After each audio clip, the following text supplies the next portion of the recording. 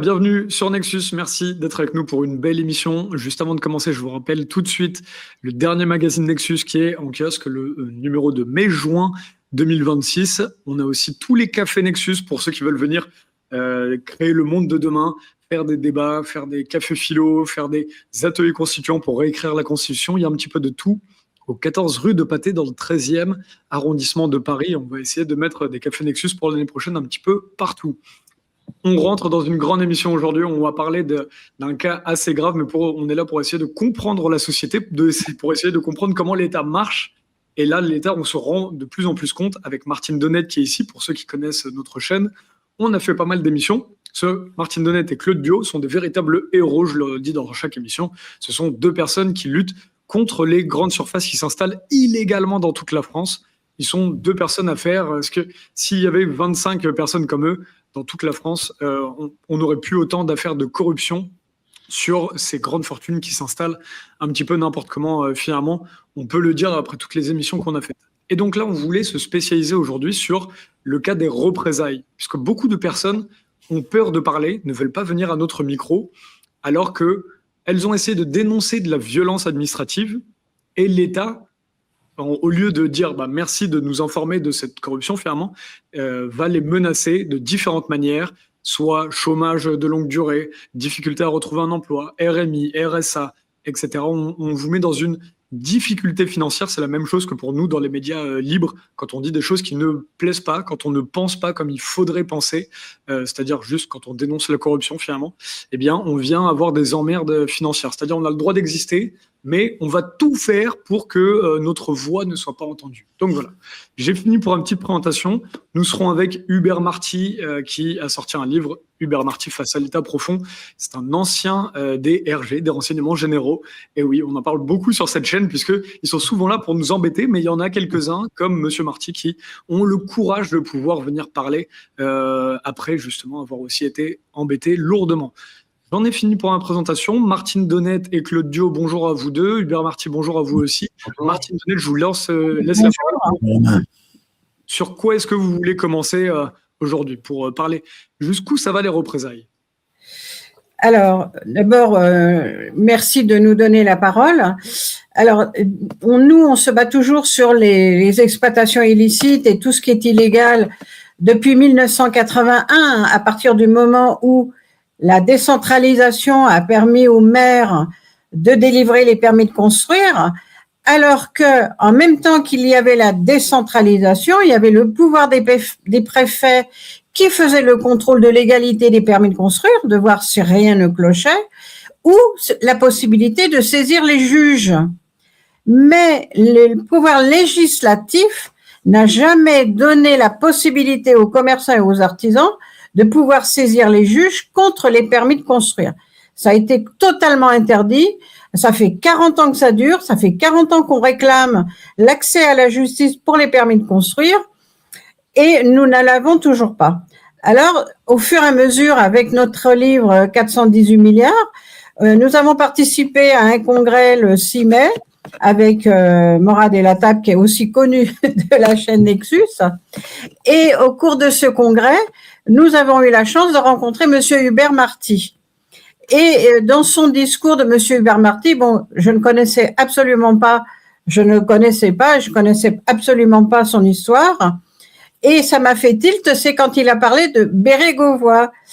Et pour moi, Bérégovoy, ça se rattache exactement à la même histoire, c'est-à-dire que Bérégovoy, ça a été un homme courageux qui a fait toutes les lois anticorruption, qui a augmenté fortement les amendes pénales pour la grande distribution, c'est-à-dire qu'à chaque fois qu'il y avait un mètre carré illégal, c'était 10 000 francs, parce qu'on était en francs, c'était 10 000 francs par jour et par mètre carré d'exploitation illégale.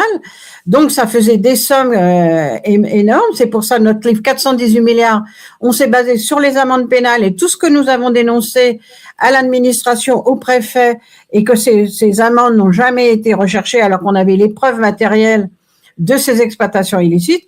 Et en 2007, Nicolas Sarkozy a supprimé les amendes pénales de ce qu'avait fait M. Bérégovoy. Mais ce qui est désastreux, c'est que le traité de fonctionnement de l'Union européenne qui fait suite au traité de Rome impose ces amendes pénales. Donc, ça veut dire que M. Bérégovoy met en place les amendes pénales, Sarkozy retire les amendes pénales, mais la réglementation européenne impose toujours ces amendes pénales.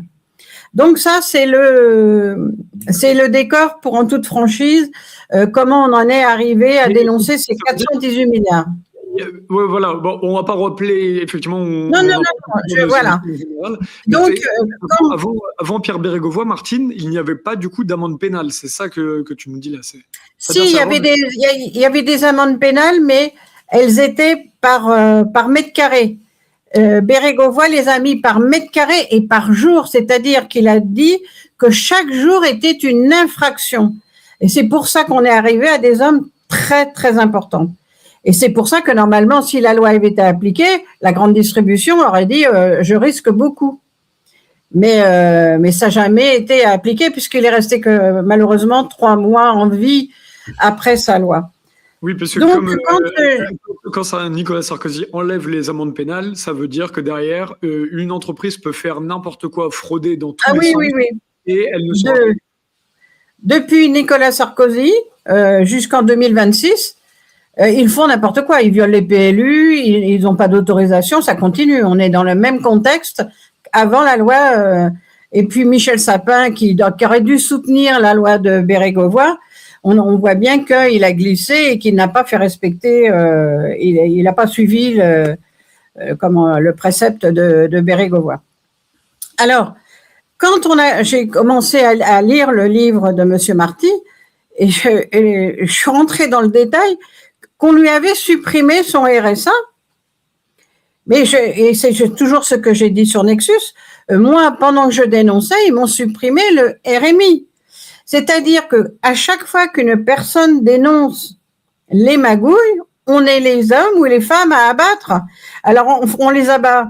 Alors déjà, on nous abat parce qu'il n'y a aucune procédure qui tient compte de tous les faux documents, les faux procès-verbaux, les faux, les faux réquisitoires, les faux non-lieux et tout qu'on a eu sur notre route. Alors ça, on en a déjà suffisamment parlé.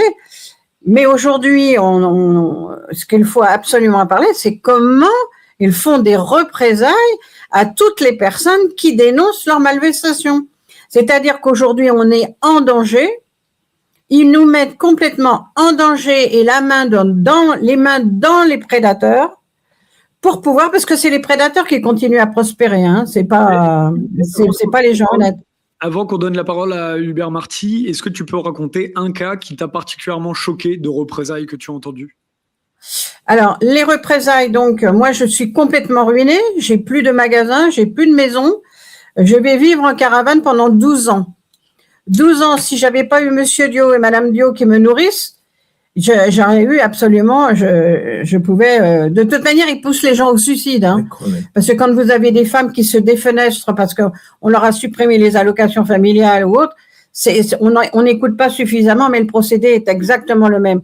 On pousse les gens au suicide, on perd les procédures, on vous vole les documents, vous savez plus comment vous retenir, vous avez vos avocats qui vous trahissent, et après, quand vous arrivez à obtenir des allocations, parce que vraiment vous n'avez plus rien, vous arrivez à monter votre dossier, eh bien dès que vous avez votre dossier d'allocation, ils se débrouillent pour vous retirer vos allocations. Donc quand j'ai monté mon dossier, moi j'ai tout fourni.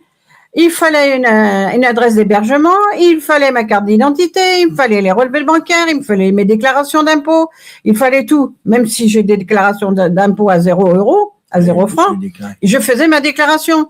Donc, j'avais tous les documents. Je monte mon dossier avec tous ces documents qui étaient dans le dossier de demande de RMI. 3 mois après que j'ai obtenu mon RMI, le préfet fait une enquête. Et alors, 3 mois après, la commission départementale me dit « On va vous retirer le RMI ». Donc là, c'est encore la dégringolade, hein, on redescend encore une case. C'est la catastrophe. C'est la catastrophe. Et je vais en commission départementale. Donc, le préfet a décidé de me retirer le RMI parce que j'avais dénoncé que les agents de la direction départementale de l'équipement avaient fait un faux dans le permis de construire de Carrefour. Donc, par rapport à ça, ils ont décidé de me retirer le RMI. Donc, le préfet me retire le RMI. Je fais un premier recours à la commission départementale. La commission départementale, qu'est-ce qu'elle fait? Elle me dit, je vous confirme le refus qu'on vous supprime le RMI. Qu'est-ce qu'on fait? On demande à avoir notre dossier de refus, de comprendre pourquoi ils avaient refusé mon refus alors qu'il avait été accepté, mon RMI. Et là, rebelote. Ce ne sont que des faux. Elle dit que je n'ai pas de carte d'identité. Elle dit que je n'ai pas de déclaration d'impôt. Elle dit que je n'habite pas à la caravane. J'y habitais depuis 1990. Ça faisait déjà 10 ans que je vivais en caravane.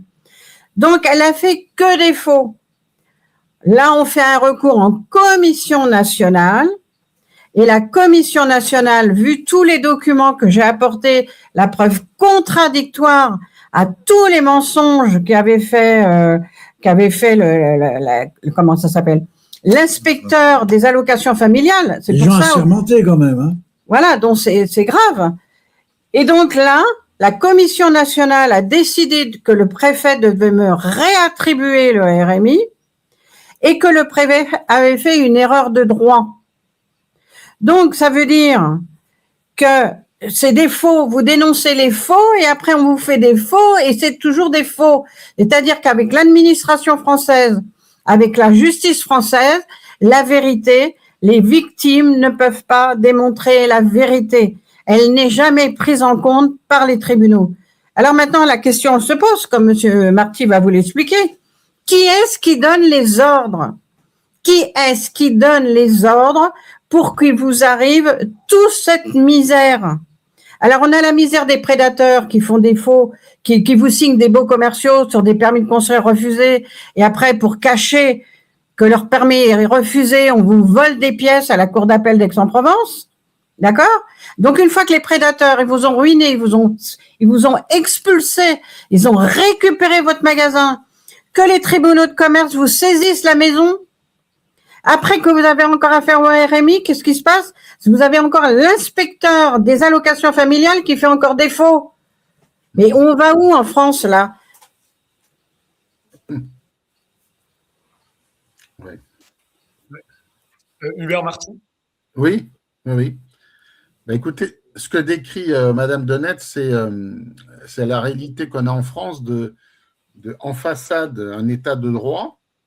On vous explique qu'il y a des procédures, qu'il y a des lois qui existent, avec un cadre qui, en apparence, est très rassurant. Mais comme je l'explique dans mon livre, la réalité, c'est que nous avons un état profond. Un état profond qui est tout puissant, qui prend les décisions, qui prend les mesures et qui influence les autorités administratives, la justice, les médias, et qui fait que, au lieu de suivre les lanceurs d'alerte ou les gens qui pointent l'attention publique sur un dysfonctionnement, une irrégularité, quelque chose de grave, mais non, c'est le lanceur d'alerte sur qui on va s'acharner. On ne va pas essayer de l'aider dans ce qu'il dénonce en disant là, il y a quelque chose de grave, d'illégal, d'irrégulier. Non, on va aplatir la personne qui le dénonce. Moi, j'étais dans une situation différente de Madame Denette. J'étais dans l'administration, j'étais dans la police. Donc, j'étais quand même, à l'époque, commissaire principal et divisionnaire. J'étais quand même pas dans un carrefour. Donc, moi, je faisais des enquêtes sur la corruption grave au niveau politique en France. Et au lieu de me suivre, d'essayer de rectifier les choses, c'est à moi qu'on s'en est pris. Donc, j'ai perdu mon poste abruptement avec une campagne de presse. On m'a retiré tous mes avantages professionnels jusqu'à n'avoir que le salaire lui-même. Après, on me l'a même supprimé pendant 6 mois parce que, en expliquant que j'avais identifié des voitures dans le cadre de l'affaire Colonna. C'est une autre affaire. Mais on a pris prétexte de ça pour m'enlever 6 mois complètement de salaire, alors que j'avais commis aucune faute. J'avais aucune condamnation, je n'avais rien. On m'a enlevé 6 mois tout salaire. Et quand j'ai repris un poste en 2004, là, au lieu que je remonte tranquillement, on envoyait un gendarme manipulé par la DST pour me piéger et me faire tomber pour une aide de 2 000 €, alors que moi, je dénonçais de la corruption qui se chiffre en millions et milliards au niveau de l'État français. Donc, chaque fois qu'il y a quelqu'un qui dénonce, au lieu de le suivre et de l'aider, en disant ce qu'il fait, c'est un travail salutaire, c'est un travail d'intérêt général, on va lui taper dessus. Comme Madame Donnette, on l'a persécuté parce que c'est de la persécution pour lui enlever son RMI, pour essayer de chaque fois de lui faire perdre la tête, pour la rendre suicidaire, parce qu'effectivement, ils font tout pour qu'on soit suicidaire. Moi, ils m'avaient supprimé donc mon salaire, je me retrouve policier alors que j'avais eu aucune sanction. Au contraire, j'avais 20 lettres de félicitations dans mon dossier. Tout d'un coup, je me retrouve avec l'administration contre moi. Les bœufs carottes, la police des polices qui vient perquisitionner chez moi devant ma femme et mes enfants comme si j'étais un trafiquant de drogue ou que j'avais aidé un terroriste, alors que j'avais fait des enquêtes sur la corruption française. C'est moi qu'on vient traiter comme si j'étais un malfrat ou un trafiquant de drogue. Mais c'est absolument insupportable. Et ça, sous la gouverne de messieurs Gaillard et Sarkozy, dont maintenant le pays sait qui sont ces gens-là. Il sait que ce sont des malhonnêtes et des mafieux. Mais quand moi je les ai affrontés en 2002, 3, 4, 5, ils étaient tout puissants, ils pouvaient tout se permettre, ils avaient une influence considérable, non seulement sur l'administration, mais sur la police et la justice, parce qu'il leur suffisait de passer un petit coup de téléphone pour faire libérer quelqu'un, par exemple M. Djouri. Parlons de M. Djouri, un grand mafieux qui n'avait aucune poursuite judiciaire, et les gens qui travaillaient derrière lui ou contre des réseaux mafieux, eh bien, on les sabrait au niveau administratif et on leur inventait des procédures pour arrêter leur travail de recherche. Voilà quel était ce système il y a 20 ans, mais je crains hélas que 20 ans plus tard, la réalité de la France, elle soit la même, si ce n'est pire, parce que je ne pense pas que les lobbies de la corruption aient baissé en quoi que ce soit d'intensité en France. Au contraire, quand je vois à quel point le lobby, par exemple, pharmaceutique ou de l'armement ou de l'énergie travaille, je me dis que la France de 2026, elle a encore beaucoup, beaucoup de progrès à faire pour plus de justice et de transparence dans son fonctionnement. Marty, voilà, alors, retour sur ce qu'a dit M. Marty ou une question pour M. Marty? Martine. Excuse-moi. As-tu une question pour M. Marty? Ben, Monsieur Marty, c'est pas une question, c'est une confirmation, puisque nous traitons des dossiers de la grande distribution depuis notre parcours chez Carrefour, et je peux vous assurer que c'est toujours les mêmes fraudes dans les mêmes permis de construire. Aujourd'hui, il y a 3 rapports qui sont sortis, 3 rapports qui disent que le préfet ne contrôle que 20% des actes administratifs. Alors, c'est un boulevard. Ils ont un boulevard. Donc, on ne peut pas contrôler les actes administratifs et on ne peut pas les dénoncer devant un juge. Donc, les maires ont un boulevard. Donc, aujourd'hui, quand vous voyez tous les centres-villes qui sont morts parce qu'il y a trop de grandes surfaces, mais c'est pas un hasard. Ça continue depuis ce que Bérégovoy avait dénoncé. Alors, forcément, au début de Bérégovoy, les villes étaient belles, il n'y avait pas de problème. Mais aujourd'hui, après 40 ans de corruption, on voit bien que tous les centres-villes sont morts. C'est la politique de cette corruption. Aujourd'hui, la politique qu'on a dans les centres-villes, la vision qu'on a dans les centres-villes, c'est la vision de la corruption. Exactement. Monsieur Marty, vous pouvez nous parler de Pierre Bérégovoy, on l'a un petit peu évoqué, mais est-ce qu'on peut approfondir? Oui, alors moi, comme j'ai occupé le poste de directeur des renseignements généraux à Nevers de fin 88 à 92, je raconte donc en détail mon histoire dans mon livre Face à l'État profond.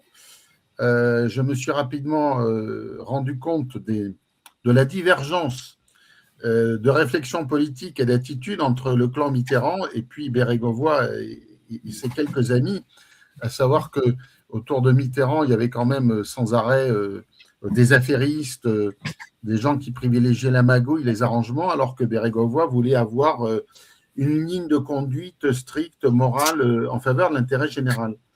Donc, il était assez imperméable au lobby, c'est-à-dire aux manipulations pour essayer de lui faire signer un texte, de le contraindre à prendre une mesure. Il était quand même plutôt réticent, il réfléchissait, et pour lui, ce qui comptait avant tout, c'est l'intérêt du pays et des gens qui travaillent. Parce que comme c'était quelqu'un qui s'était fait lui-même, il s'était fait à la force du poignet, c'était un ancien ouvrier, il avait un CAP d'ajusteur, Il a été après engagé dans le syndicalisme, après dans le parti, au PSU, au Parti socialiste unifié, puis après au Parti socialiste. Il avait chaque fois gardé son éthique de base. Il avait gardé sa déontologie d'ouvrier qui travaille pour les autres ouvriers. Et moi, donc, je me suis aperçu rapidement que, par exemple, nous avions un dossier déjà local important dans la Nièvre à l'époque, c'était le circuit de Nevers-Manicourt. Imaginez ce que c'est qu'un circuit de Formule 1 où viennent une fois par an toutes les stars mondiales de la F1, hein, vous les connaissez tous, arrive tout ce staff mondial des courses automobiles qui représente des milliards derrière.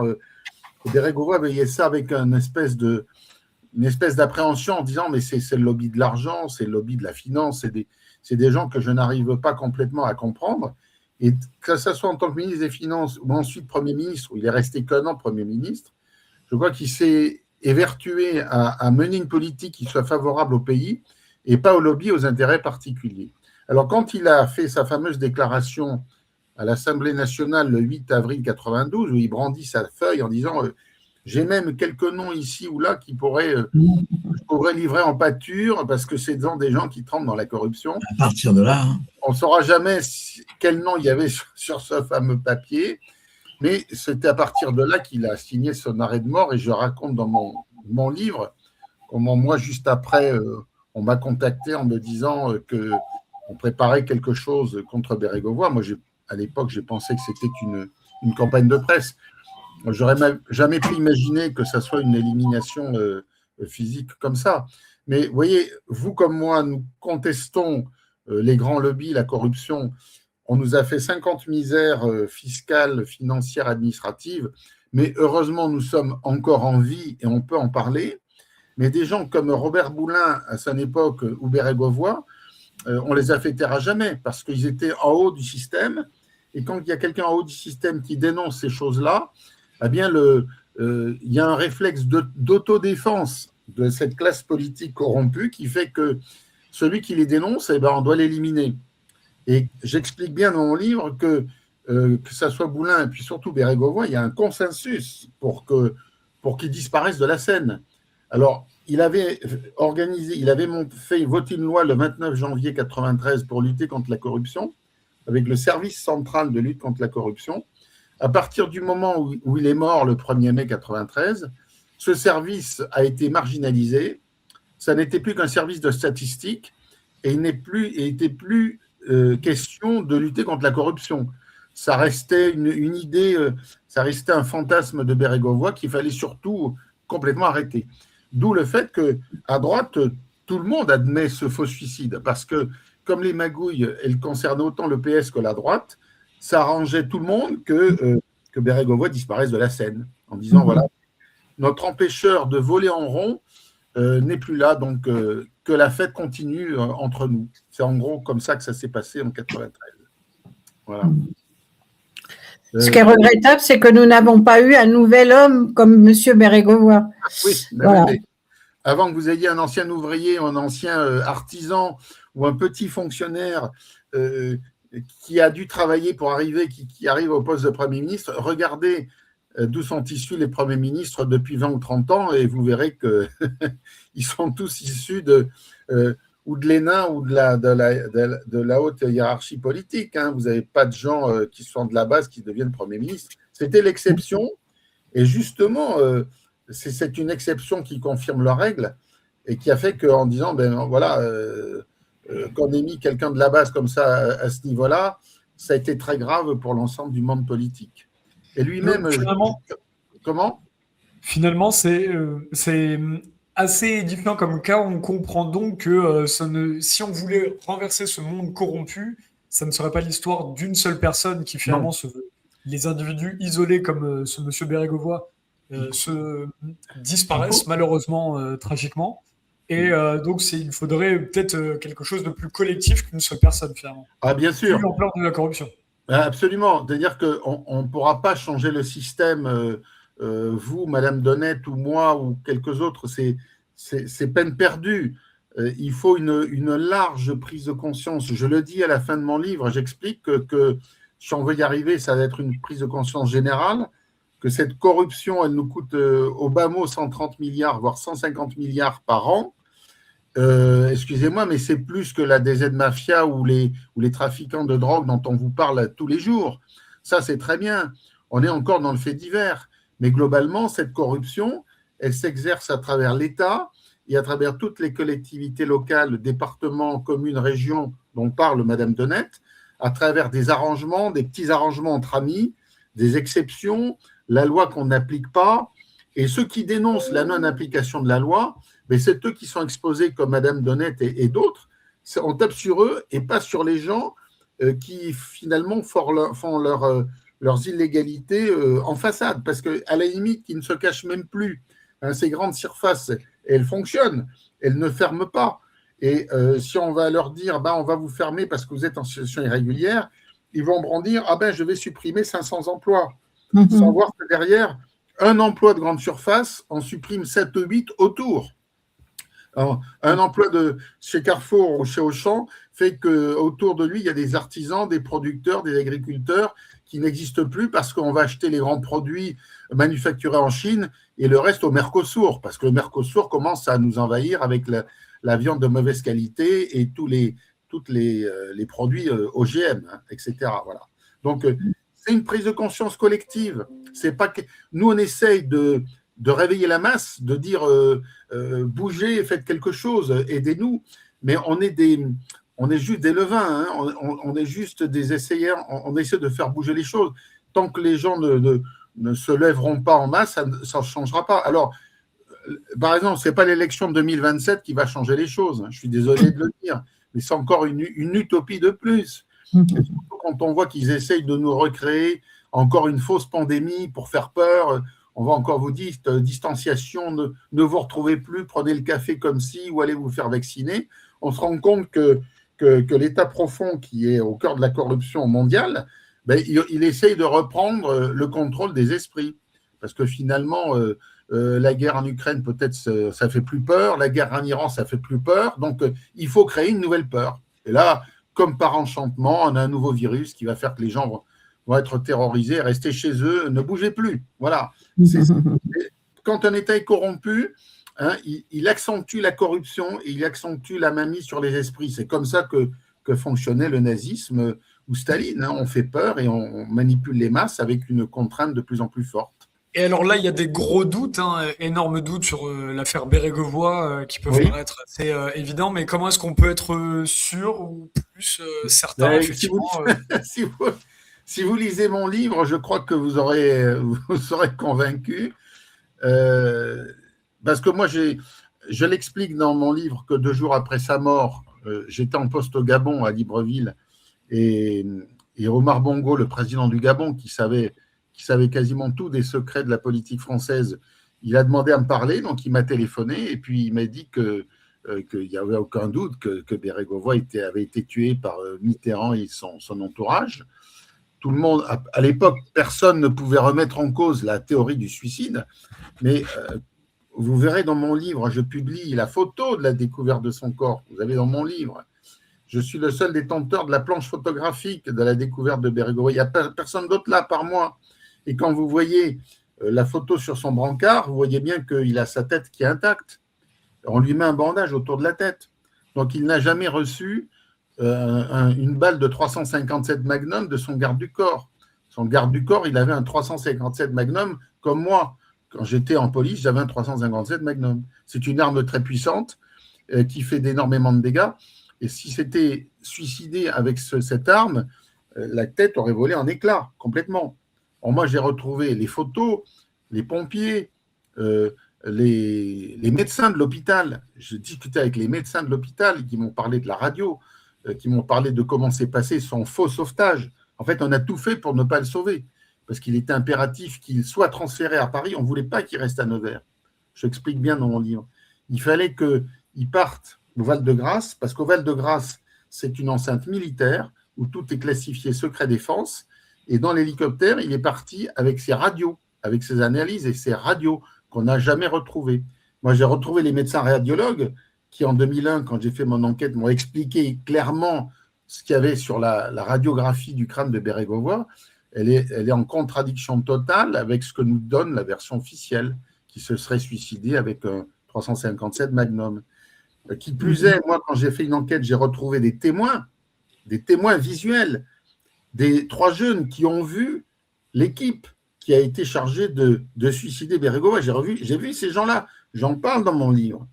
J'ai aussi trouvé des témoins auditifs qui ont entendu 2 coups de feu très très forts, donc qui étaient tirés par un 357 Magnum, mais c'était à 17h50. Et ces témoins sont clairs sur l'heure, c'était 17h50. Or, à 17h50, Bérégovoy, il est à 3 km du canal. Il sort du canal, il sort du canoë-kayak où il a remis des coupes. Et c'est même le procureur qui nous donne les horaires précis des 2 derniers coups de téléphone que Bérégovoy a passé depuis son téléphone de voiture. Je les donne dans mon livre, je donne les heures précises. Il y a même le minutage de ces appels. Donc, quand il appelle, il est encore au canoë-kayak, alors qu'on entend les 2 gros coups de feu à 3 km de là où on va le retrouver après.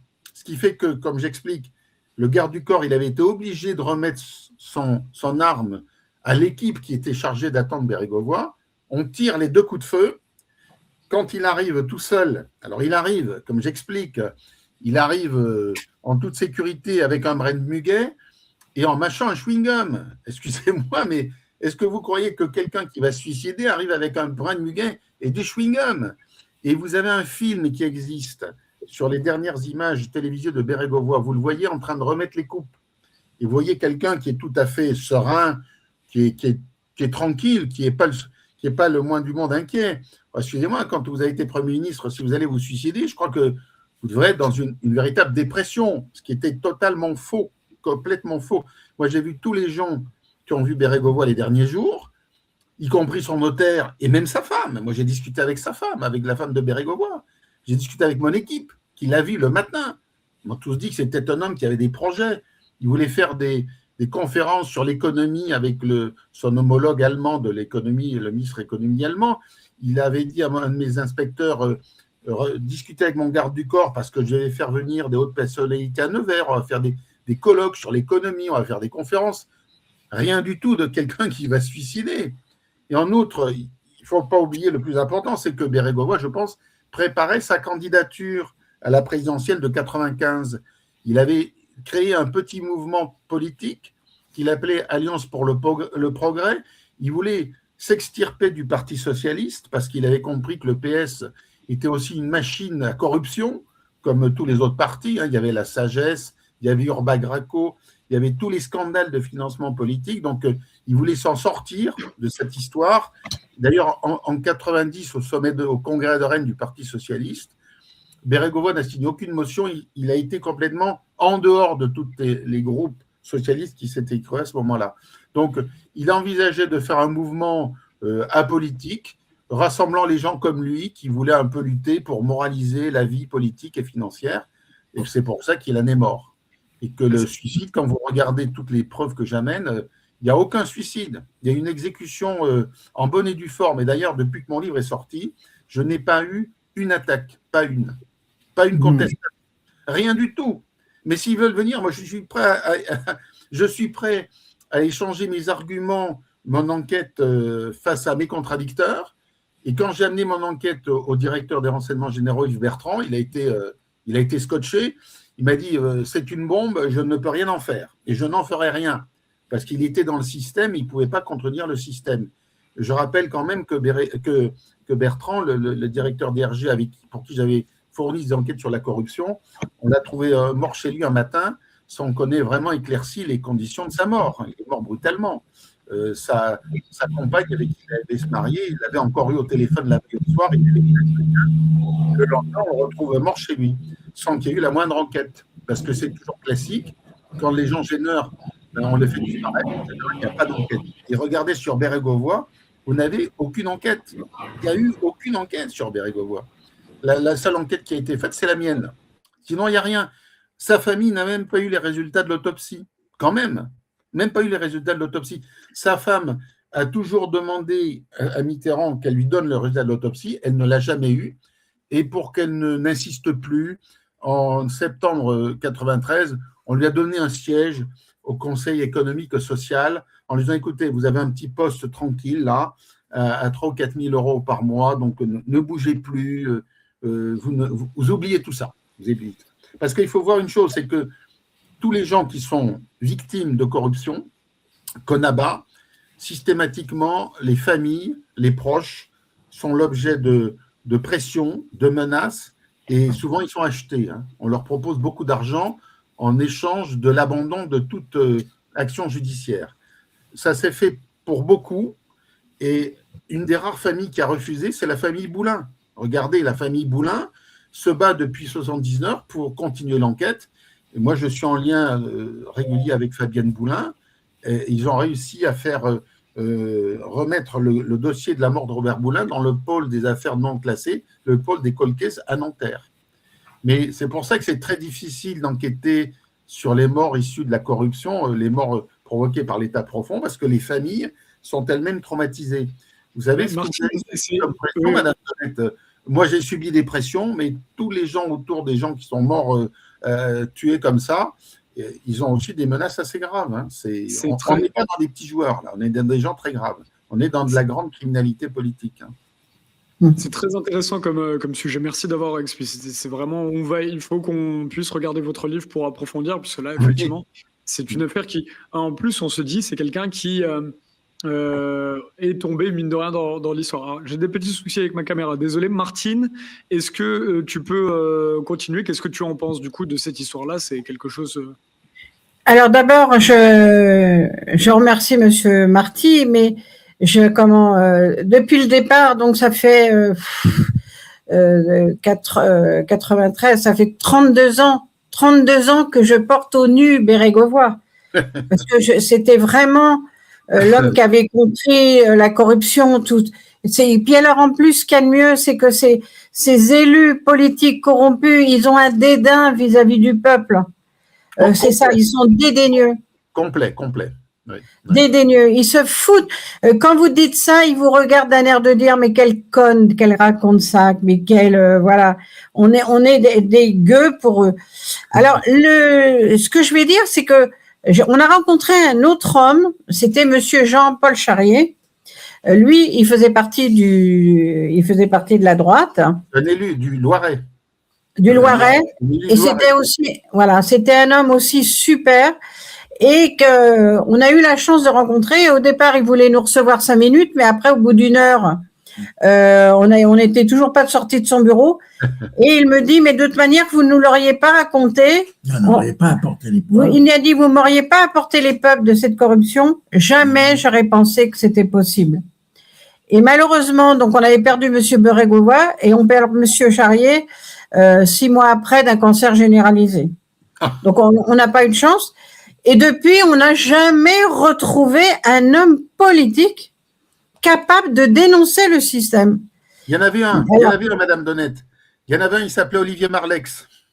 Ouais, mais oui, voilà. Il a disparu. Voilà. Il y en avait un. Et le problème, c'est que ces politiques qui siègent, que ce soit à l'Assemblée nationale ou au Sénat, sont parfaitement au courant. Ils protègent leurs copains. Bien sûr. Il y a eu une enquête sur la délinquance financière. Donc nous écrivons que la délinquance, c'est dans les services de contrôle que se passe la délinquance. Mais il y a eu des exposés qui ont expliqué comment se passait la corruption, parce que non seulement ils corrompent, mais ils volent les voix parce qu'ils font croire qu'ils créent de l'emploi. Donc ils détournent en disant mais j'ai créé de l'emploi, votez pour moi, je vais vous apporter un supermarché, je vais vous créer 200 emplois. Voilà, et c'est toute la démocratie qui est corrompue. Donc forcément dès qu'on dénonce, on est à abattre, hein, ça. Mais à ce moment-là, pourquoi s'ils veulent continuer leur système, pourquoi ils ne respectent pas les gens qui dénoncent, qui les respectent avant de dénoncer. Ils en vivent. Voilà, pourquoi on les brise Ils préfèrent avoir des gens qui continuent à dénoncer leurs trucs que de remettre un peu de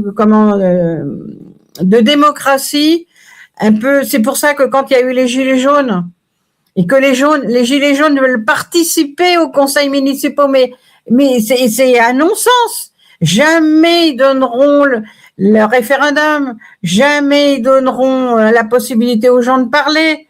Et c'est pas possible. On a une élite complètement. Ils sont fracassés du cerveau, hein, ce que je dis, parce qu'ils ne vivent plus de la même manière. Quand vous prenez des gens comme Attal et tout ça, mais c'est des gens, ils n'ont jamais travaillé.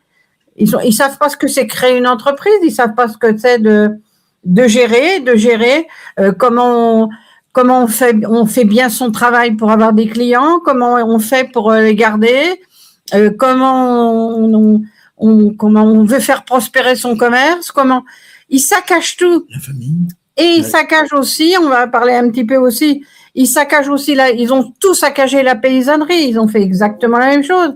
Mais Quand vous voyez aujourd'hui qu'ils viennent avec 280 ou 300 CRS pour descendre un troupeau, mais ils sont fous. Martine, Ils sont fous. tout à fait. Alors, Martine, parlons de cas concrets. Donc là, tout à l'heure, tu disais quelque chose d'intéressant au début de l'entretien. Tu racontais ce qui t'était arrivé, effectivement, où ils t'ont mis notamment au RSA, et puis ils t'ont enlevé le RSA après. Tu disais, vous avez des avocats, et ces avocats vous trahissent. Qu'est-ce que tu voulais dire par les avocats t'ont trahi? Les avocats nous ont trahis, c'est qu'on les a retrouvés chez l'adversaire. Alors qu'il a signé un contrat. Alors qu'il nous avait signé un contrat de résultat. Parce que comme on était complètement ruinés, on n'avait rien à proposer, nous, financièrement. Donc, qu'est-ce qu'il a fait, là, l'avocat, au moment de la procédure pénale? Eh bien, à un moment donné, il aurait eu la possibilité, parce que, donc, on est en procédure contre les extensions de Carrefour, et dans le dossier, on apporte tous les éléments de la preuve des 13 000 mètres carrés de surface illicite. 13 000 mètres carrés de bâtiment, c'est quand même pas c'est pas une cabane de jardin. Ouais. Donc, les 13 000 mètres carrés, on apporte tous les documents. Le juge d'instruction fait une ordonnance de refus d'enquête parlementaire, d'information complémentaire. Mais à ce moment-là, notre avocat, il aurait dû ressaisir la chambre d'accusation et de dire, mais c'est pas possible qu'il refuse nos pièces alors qu'on est partie civile. Et c'est là qu'il nous a lâchés. C'est à ce moment-là précis qu'il nous a lâchés. Et il est devenu l'avocat de Carrefour. Et il est devenu l'avocat. Il est devenu, et quand on a attaqué, quand Carrefour a demandé sa régularisation, il s'est retrouvé l'avocat de Carrefour.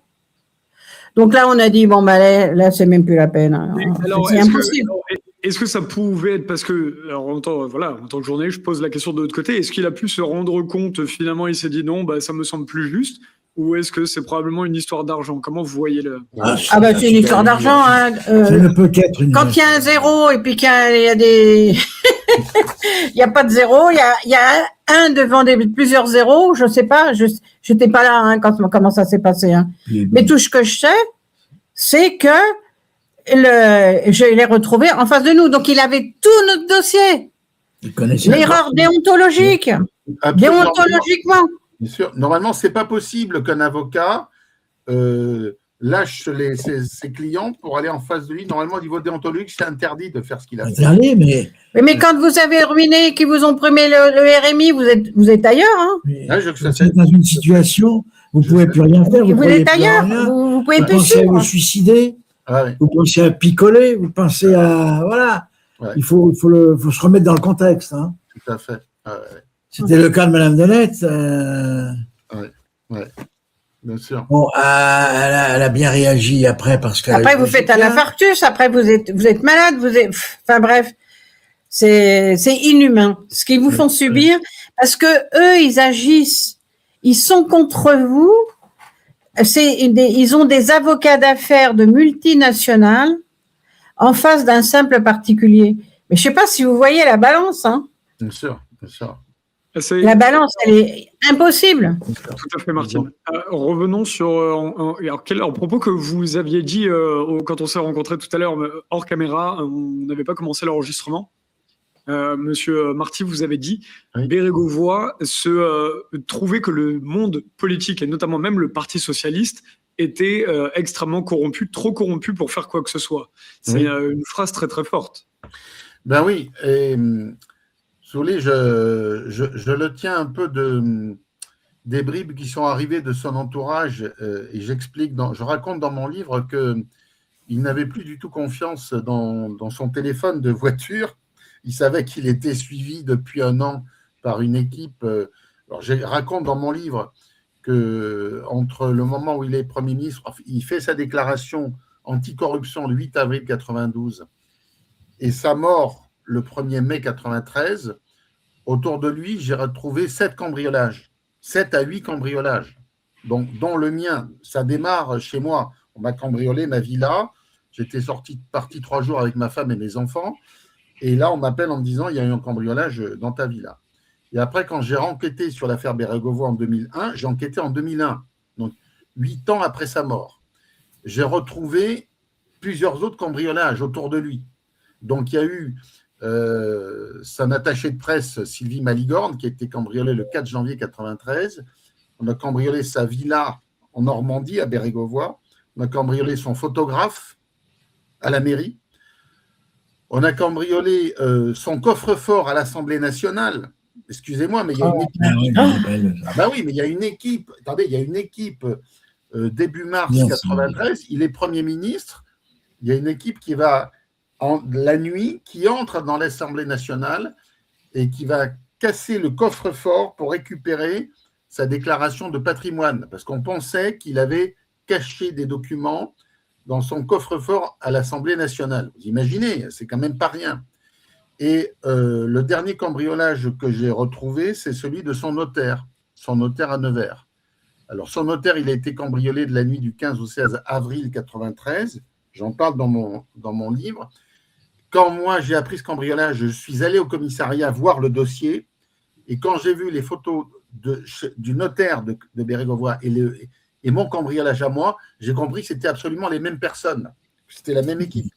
La façon de casser une porte, d'ouvrir une fenêtre, de faire croire que ce sont des cambrioleurs ordinaires, alors qu'ils renversent les étagères, ils vous mettent par terre votre vaisselle et votre linge pour faire croire que ce sont des manouches, mais ce n'est pas du tout des manouches. Et Bérégovoy, quand il a vu ça, il a compris qu'il était harcelé, qu'il y avait une équipe autour de lui qui voulait récupérer des documents, et il est allé voir son notaire, maître Michel Thomas, j'explique tout ça, qui n'a parlé à personne sauf à moi. Et maître Thomas m'a dit que Bérégovoy, depuis un an, il savait qu'il était traqué par des gens qui voulaient absolument récupérer des documents très confidentiels qu'il avait.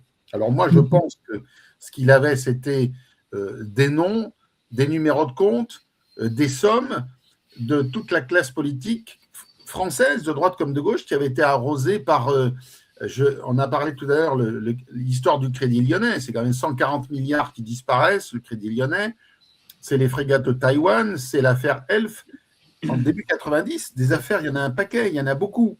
Et quand on est ministre... L'affaire d'Estrade.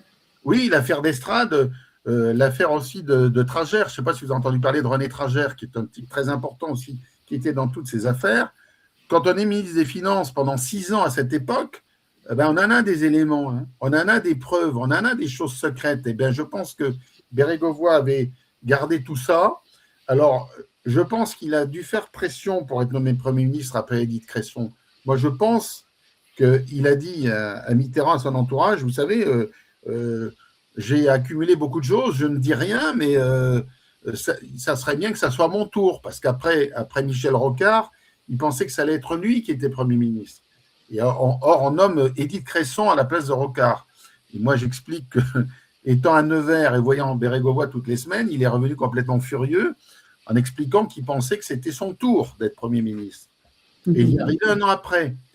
Mais je me pose la question de savoir s'il n'avait pas été nommé en faisant valoir les documents confidentiels qu'il avait dans son coffre. Oui, il a fait un marchandage. Et c'est ces documents qu'il avait en fait cachés. Moi, j'ai trouvé où est-ce qu'il les avait cachés. il les avait cachés dans son bureau du Palais Ducal, à Nevers. Il avait un bureau où il allait quasiment jamais. Il avait 2 bureaux. Il avait le bureau à la mairie où il recevait les conseillers, etc. Et il avait un autre bureau personnel qui était dans le Palais Ducal, où il n'y avait que la concierge qui avait la clé. Et le 1er mai après-midi, avant sa mort, 3 heures avant sa mort, il va dans ce Palais Ducal. Il va récupérer une sacoche de documents. Et ensuite, il va téléphoner depuis le petit restaurant dont je parle dans mon livre.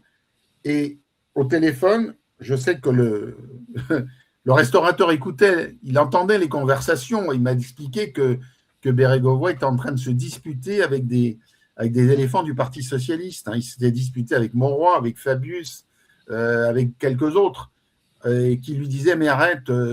Il disait « Pierre, arrête avec tes documents, fais attention, tu sais que tu as de la dynamite, ne bouge pas, on t'a conseillé de t'écraser, etc. » Et lui, il avait ce document, je pense qu'il voulait remettre, et il y avait aussi son idée d'être candidat à la présidentielle en 95, parce que quand on a été Premier ministre, qu'on ne l'est plus, on pense toujours à être candidat à la présidentielle. Regardez, Édouard Philippe, c'est inévitable. Attal, c'est pareil. Quand ils ont été ne serait-ce que 6 mois à Matignon, ils rêvent tous d'être tous à l'Élysée. Donc, Bérégovoy voulait être candidat. Et là, il aurait été, je pense, sous une bannière transpartisane, pas que du PS, en expliquant qu'il voulait lutter contre la corruption, sur laquelle il avait des éléments. Parce que quand on a été ministre des Finances, on en a des billes. Et il avait des billes. Et tout ça lui a été… Il y avait l'affaire Urbain aussi. Oui, bien sûr. L'affaire Urbain, j'en parle dans mon livre. Les affaires de corruption, à l'époque, il y en avait énormément. Je vous dis, c'est à partir du moment où les maires ont eu les permis de construire. Oui. Ça a été… Je suis d'accord avec vous. Je suis tout à fait d'accord avec cet angle d'attaque. Maintenant, si on veut que ça change, nous sommes des éveilleurs de conscience, nous sommes des lanceurs d'alerte, mais il faut que le mouvement soit plus large, soit plus général. Ce n'est pas avec 10 ou 20 ou 50 personnes qu'on y arrivera. C'est avec une prise de conscience large, disons que la France peut être gérée autrement. Et la France reste un pays riche, à condition qu'on utilise bien ses richesses et qu'elle ne soit pas concentrée dans quelques mains d'oligarques et que l'argent ne fuit dans des paradis fiscaux. Pour ça, il va falloir que ça soit 2027 ou plus tard, ou un jour ou l'autre, il va falloir qu'on s'inspire à notre système. Moi, je vois beaucoup le système suisse qui n'est pas si mal, où c'est une vraie démocratie, on consulte les gens et on fait des enquêtes. Il y a des parquets qui sont plus indépendants des gouvernements qu'en France, parce qu'en France, on voit bien que la justice, elle est quand même largement soumise au pouvoir politique. Donc, si on ne change pas le système de pouvoir, je pense qu'on ne peut plus rester dans ce système de Ve République. Il faut qu'on voit autre chose. Sinon, on va perpétuer la corruption qui s'est aggravée depuis 30 ans. Voilà ce que je voulais dire. Oui, parce que quand vous avez un procureur qui change les dates d'achèvement de travaux pour donner la prescription, c'est plus possible. Des trucs comme ça, c'est impensable. C'est pour ça votre affaire, personne… Bon, maintenant, les gens, à force de dénoncer la corruption, les gens vont vous croire. Mais nous, quand on a commencé à dénoncer il y a 20 ans ou 30 ans, tout le monde nous disait « mais c'est pas possible ce que tu racontes. Ils violent les PLU, mais ils font n'importe quoi, au nez et à la barbe. Oui. Les préfets laissent tout faire. » Bien sûr, bien sûr. Ils soutiennent même. Donc quand vous dites ils reçoivent des ordres, mais de quel ordre ils reçoivent? Parce que c'est difficile. Ils sont tellement nombreux à être corrompus qu'on se demande vraiment qui détient, qui donne l'ordre de tout ça. Il y a un état profond que je décris dans mon livre qui a un conglomérat d'intérêts financiers, bancaires, judiciaires qui font en sorte que on continue à perpétuer la corruption largement en France. Ce n'est pas la peine d'aller en Russie, en Chine ou au Mexique. La corruption, elle est chez nous, de plus en plus grave. Et si la France devient un narco-État, c'est symptomatique que la corruption s'aggrave. S'aggrave de mois en mois. Et ce que Bérégovoy avait vu dans les années 92-93, eh bien 30 ans après, je dirais que les choses se sont vraiment aggravées. Et alors, sa mort a été quand même un grand signal. Moi, j'explique que le fait qu'on ait fait passer son pseudo-suicide à la classe politique, à la classe médiatique, c'était un avertissement pour tous les autres qui auraient voulu se lancer sur ses traces en disant lutte contre la corruption. Regardez ce qui arrive à Olivier Marleix il y a à peine un an, quoi. C'est quand même symptomatique.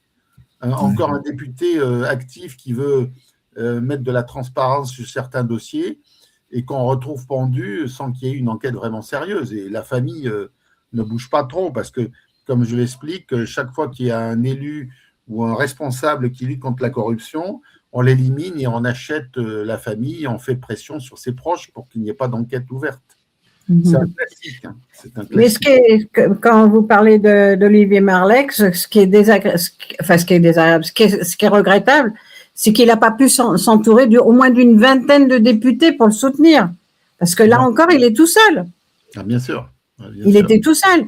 Donc, ça veut dire que tous, ils se regardent tous en disant, mais de toute manière, si je ne suis pas atteint, si ça ne m'atteint pas, ça coule. Il laisse couler. Il laisse couler la corruption. On va conclure cet entretien là-dessus, mais c'était très intéressant de prendre le temps de pouvoir creuser ces sujets-là. C'est vraiment un sujet scandaleux. Et effectivement, malheureusement, ce que vous dites là se recoupe avec toutes les vidéos qu'on fait sur divers sujets. Comme l'a dit tout à l'heure M. Marty, ça ne touche même pas que la politique pure, ça va toucher, c'est pareil, l'industrie économique, l'industrie de la santé, et tout de la grande finance. C'est extrêmement généralisé et c'est très intéressant de voir souvent que les personnes comme ça qui sont éliminées sont des personnes aussi qui viennent de la population, qui se battent de la population, qui étaient des personnes qui travaillaient dans le local. Et il y a finalement, complot ou pas complot, complotisme ou pas complotisme, il y a, c'est ce que vous appeliez tout à l'heure, tous les trois, le conglomérat finalement, ce conglomérat de finances, d'intérêts, de lobbyisme, de famille aussi, puisqu'il y a beaucoup on le voit, les hauts fonctionnaires, c'est rarement des fils d'ouvriers, c'est ce que Bourdieu montrait déjà.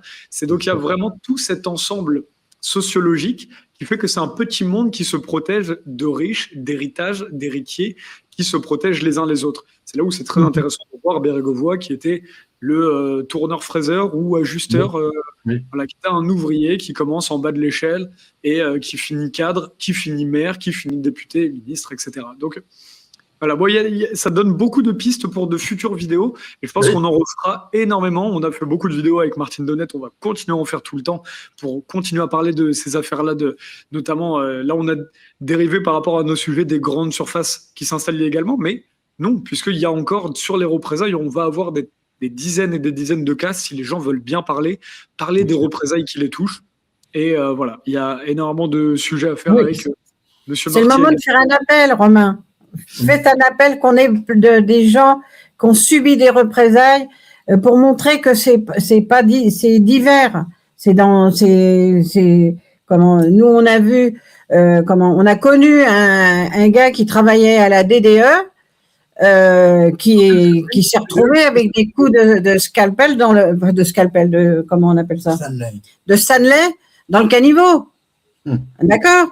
Où on a un qui s'est mis 6 mois en maladie parce qu'il voulait pas signer un permis de construire qu'il savait complètement frauduleux. Donc il faut qu'on ait des gens qui témoignent, qui viennent enrichir nos débats pour faire cesser cette corruption. Et nous parlions tout à l'heure hors caméra du lanceur d'alerte Michel Chanu. Qui dénonçait il y a un an, j'avais fait 2-3 émissions avec lui qui dénonçait la corruption en Bretagne, en Normandie, dans les tribunaux, dans des banques, dans des grandes industries, qui était un lanceur d'alerte et qu'on a retrouvé mort d'un accident de moto le 15 décembre, accident qui a toutes les apparences d'un attentat calculé pour l'éliminer. Donc, il suffit pas c'est pas dans d'autres pays ou dans des époques lointaines, c'est de nos jours qu'on fait taire, qu'on persécute les lanceurs d'alerte quand ils n'y perdent pas la vie comme Michel Chanu. Donc ça montre l'acuité du problème et le fait qu'il faut qu'on ait un soutien populaire beaucoup plus large si on veut que les choses bougent.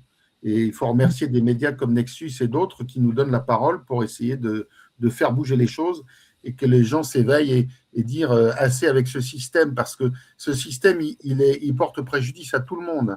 Je dis la corruption, 130, 150 milliards par an qu'on nous enlève, qui vont dans des paradis fiscaux, vont dans certaines poches des oligarques ou ou des gens mafieux qui sont aux affaires, et autant d'argent qui sont enlevés à nos retraites pour faire nos routes, nos hôpitaux, nos lycées, nos collèges, etc.